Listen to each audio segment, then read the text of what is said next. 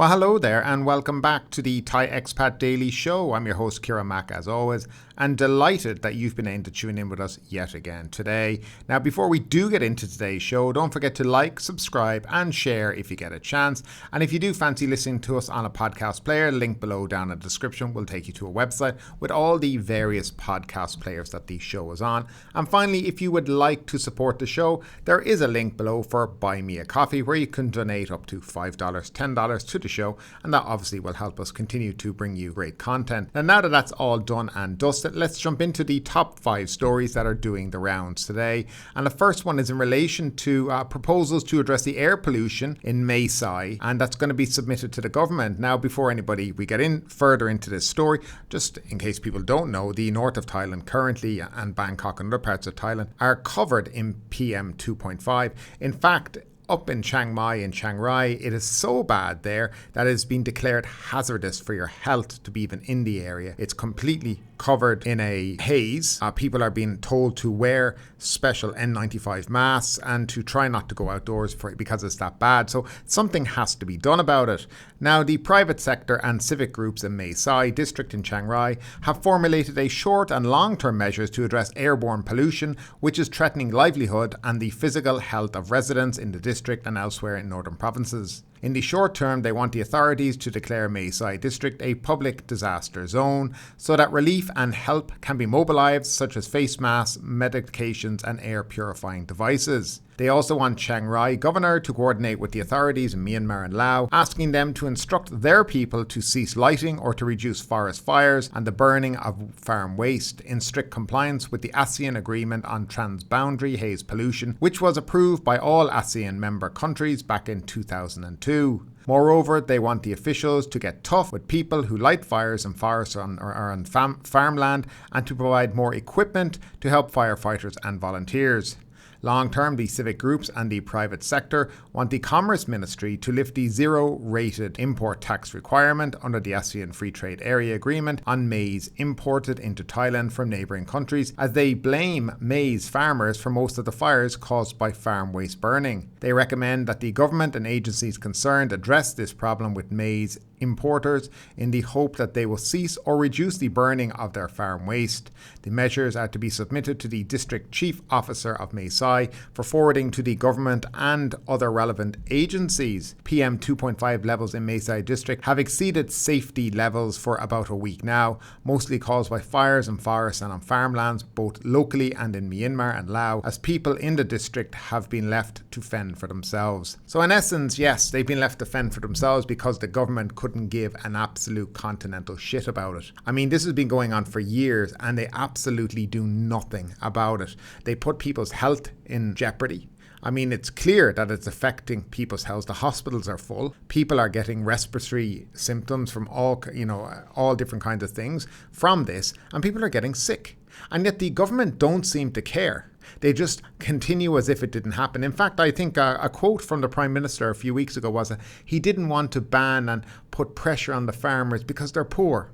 So that's the excuse for harming people. Now, when we had COVID, right, which, at the beginning nobody knew about, we had lockdowns, we had to take vaccines, we had all kinds of rules and regulations, and they were well able to coordinate that when they had to. But for something that is really getting such bad press around the world, I mean, Chiang Mai has the worst air quality in the entire world at the moment, and yet they do nothing. It's just this kind of couldn't give a shit attitude, because it really doesn't affect them. I suppose they're down in their little private villas somewhere on the coast where they don't need to worry about that. But it's an absolute disgrace that a government would not take action.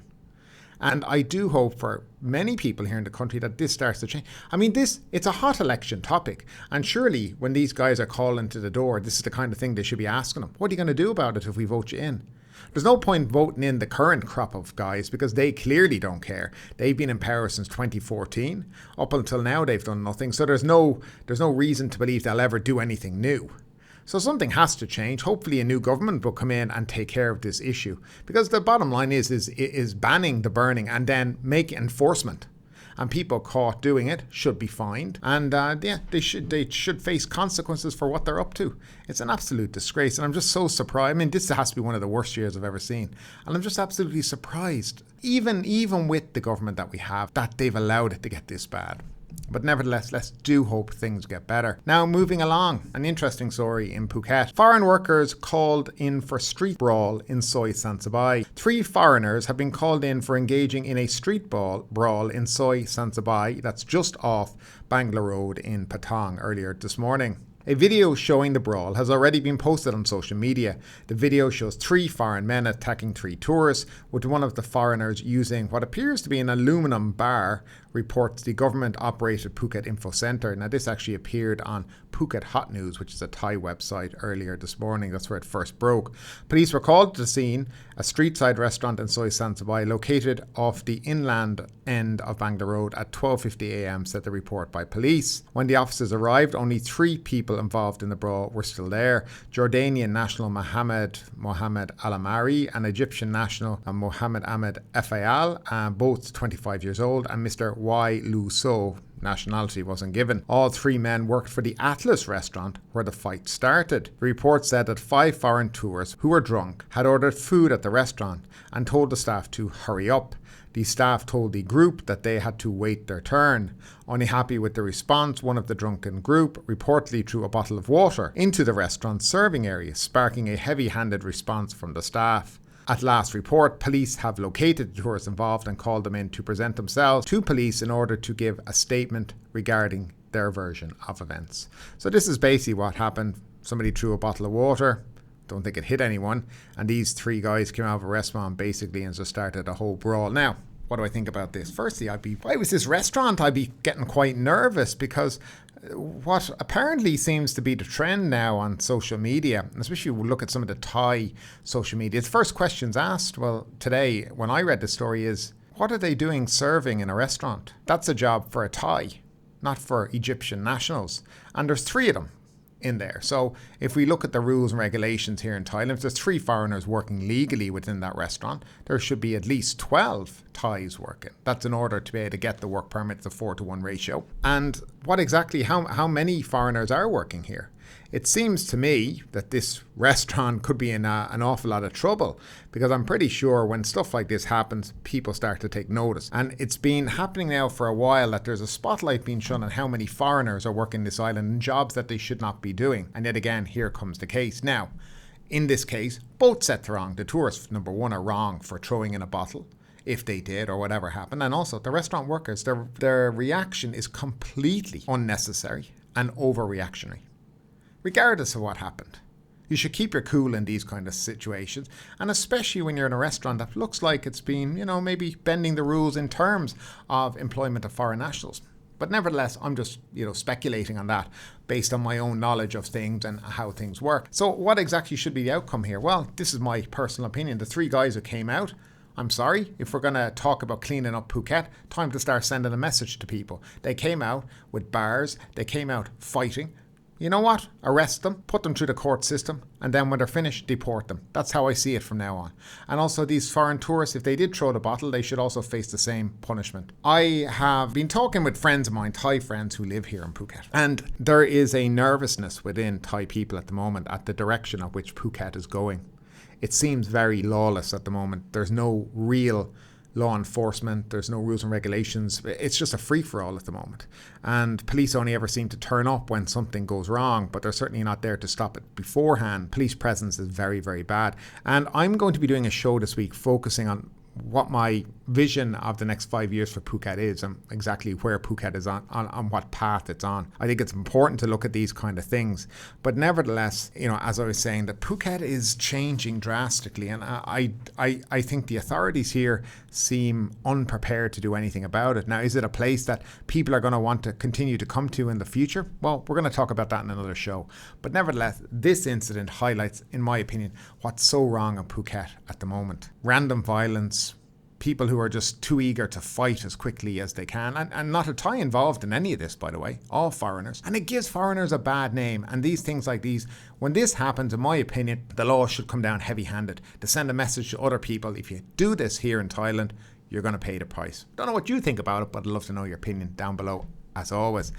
And moving along, Chinese investors snapping up real estate in Phuket. Now, this seems to be a hot story. It seems to be between both the Russians and the Chinese. Chinese investors are rushing to buy real estate in Phuket, snapping up condos, villas, shop houses and durian orchards to cater to tourists from their own country, according to the property consultant Knight Frank Thailand.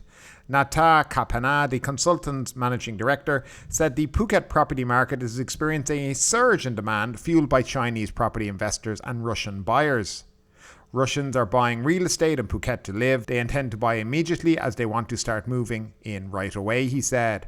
More Chinese investors are expected to come to buy 7 to 8 months after the flow of tourists. While Russians are interested in buying pool villas, Chinese investors like every type of property comprising of condos, villas, shop houses and even durian orchard, said Mr. Nata. They want to rent out condos and villas to Chinese tourists, taking them to visit durian orchards, he noted. Our office in Phuket was located near Laguna and 2 adjacent 3.5-story shop houses that we bought many years ago for 14 million baht, Mr. Nata said.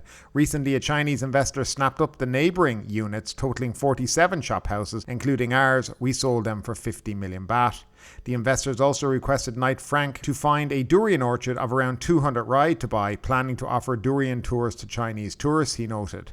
In Bangkok, the rental apartment market is in locations from Ploi Chit to Ekamai, with rents of more than 50,000 baht per month, resumed in the first quarter of 2023, said Frank Khan, Executive Director and Head of Residential. The occupancy of apartments in this location recovered to 40% from 10% during the pandemic, he said. Many multinational companies and their executives are coming back, particularly expatriates from Singapore, Taiwan, Hong Kong and Malaysia. Mr. Khan said this is a good sign for the rental market for the remainder of the year, with demand for luxury condos likely resuming in inner city locations from Thai investors who bought condo units for rent after holding off during the pandemic. The condo market in the second half of 2023 will have strong growth, with the key drivers the general election and a new cabinet likely named by the third quarter, he said. In the first quarter of 2023, the condo market in 3 locations, Wireless Road, Lang Suan and Ekamai, exhibited high demand for both new and resale units. One of the key factors boosted demand was the influx of foreign buyers, according to Knight Frank. So what I find peculiar about this is, firstly, how are Chinese investors coming here to Thailand and buying orchards, 200 rai of land? Now, this needs to be seriously looked at by the government before things get completely out of control. We all know that land cannot be owned by foreigners. And the idea that, they're going to use these nominees, which more than likely are illegal, right? Because half the time these nominees aren't even real people. It's just down on paper. And these are fake businesses being set up. Again, shop houses. How are they buying shop houses? And all this needs to be looked very carefully at by the Phuket government and, the land offices here in Phuket. If this continues the way it is going, there'll soon be no places left for Thai citizens to live in Phuket. They will be outpriced out of the market. They won't be able to, let alone rent, but certainly not buy in Phuket anymore. And this is what's going to become a huge problem here. Now, as I said in a previous segment, we are going to be looking at where I see Phuket in the next 3 to 5 years, and that's going to be coming up during the week. But this kind of stuff, Phuket, if it wants, and Thailand as a whole, as a country, has to decide if this is what it really wants. An island that soon will be outpriced for locals, who will find it ever increasingly harder to buy property because the price is just going to be driven up to the point that the average Thai won't be able to afford to buy a home. And this, I think, needs to be looked at. Before or during COVID, I remember there was so much talk from this government about restructuring the tourism market, restructuring all this kind of investment in Thailand and property, etc., etc. But as soon as the country reopened, it was as if it was just sound bites during the pandemic to make them sound good. But as soon as the country opened up, it was free flow tourism, as many as we need. We need 40, 50, 60 million tourists. What happened to the quality over quantity rhetoric that we had to listen to for 2.5 years? All gone, of course. And again now, Phuket is turning into a place where we will not be seeing too many locals because they won't be able to afford to live in Phuket soon. And it does really need to be looked at. I can't stress how much I feel and how much this topic certainly interests me. But nevertheless, I'd love to know your opinion, guys, as always, down below. Now, moving along, and an interesting story, and I think this could be Phuket's future as well, but Bali hotels tour guides to play new role in crackdown on unruly tourists. In another attempt to bring unruly tourists under control, Aussies evading to Bali may discover something different when checking into their hotel. Now, this is actually from a news website in Australia, but it's an interesting article.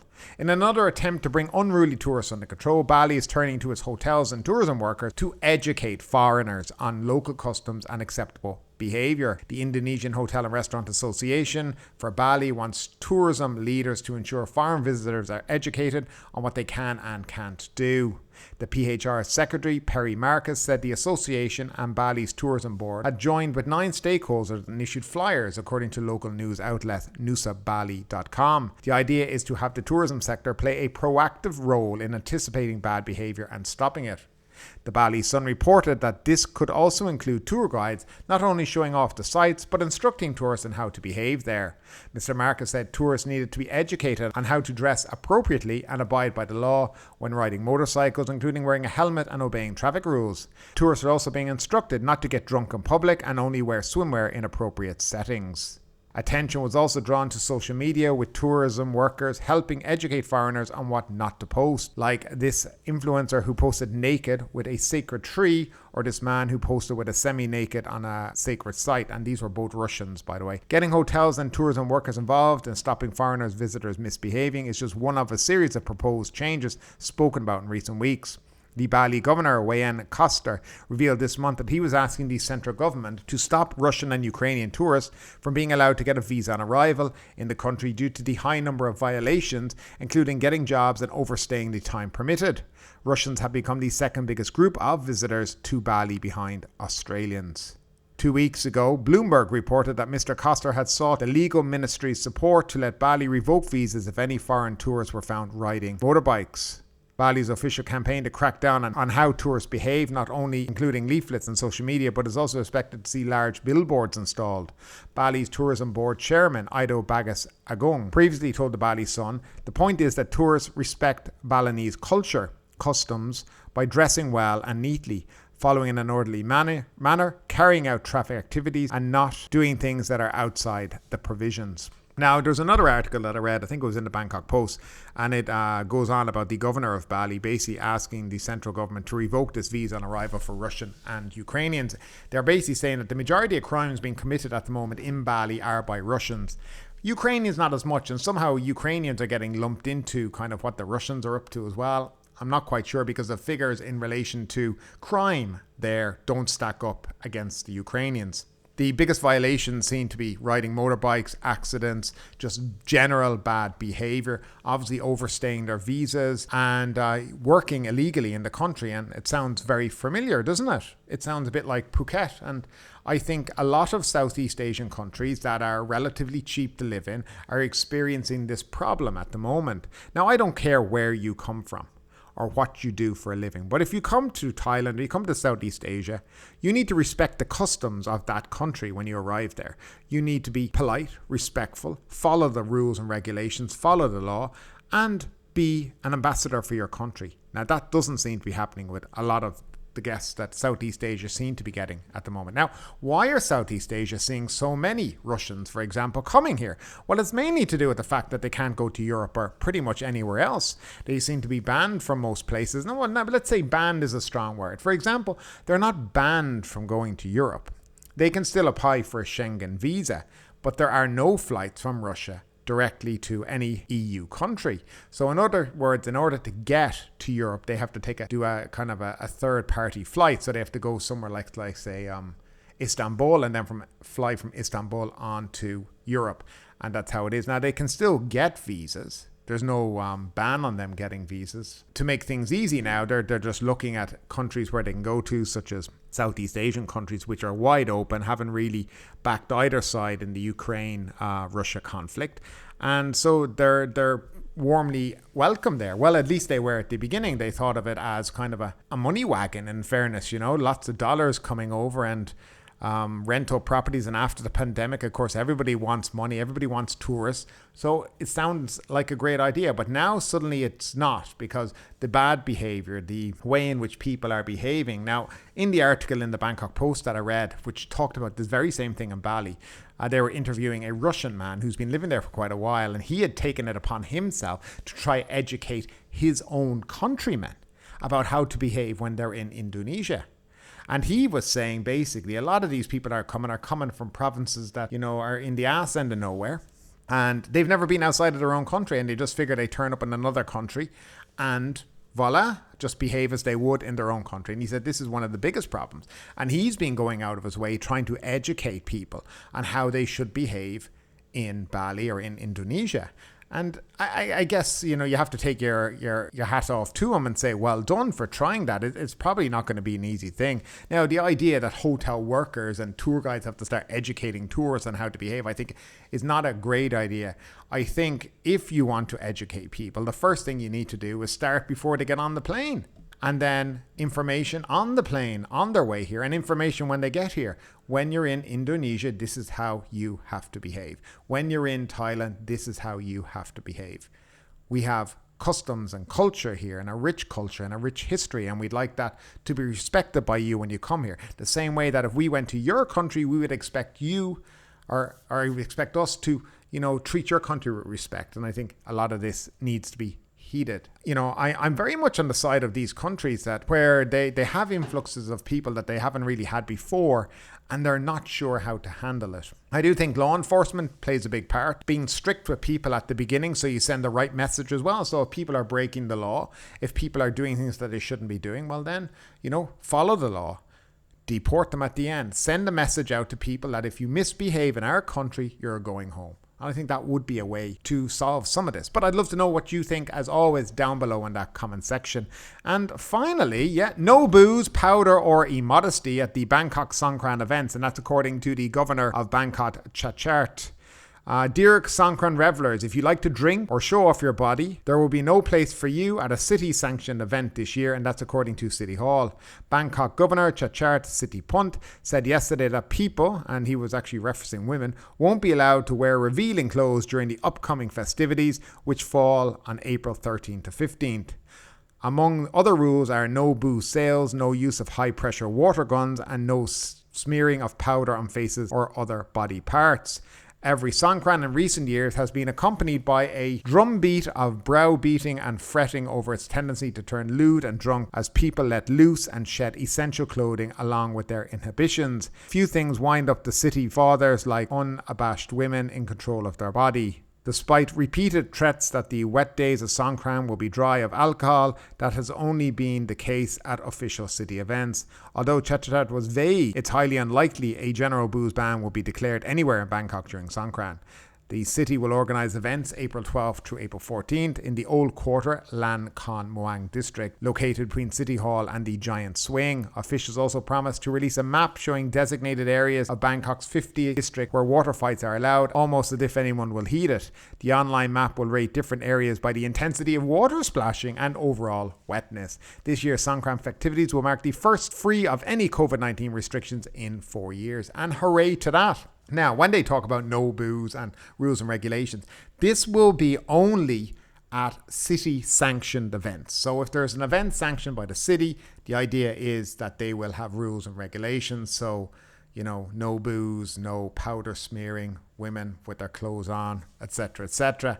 But this will be the rules and regulations for Bangkok. Somewhat similar to Phuket, because they have designated areas that they say really we're running these events. So if we're running the event as the government or City Hall in Bangkok or the governor of Phuket or Pattaya or wherever it may be, there will be rules and regulations around it. Not like the COVID rules, which we had before. These are obviously different ones just to make sure people are kept safe more than anything. But yeah, Songkran is coming up. Yeah, Songkran is always fun. Of course, we'll have these 7 days of danger during that week where people will die unnecessarily because of just the craziness of what people do here over these holiday events. But nevertheless, that is it for today, guys. Hope you enjoyed the show, and we'll talk to you in the next couple of days. As always, have a great day and stay safe.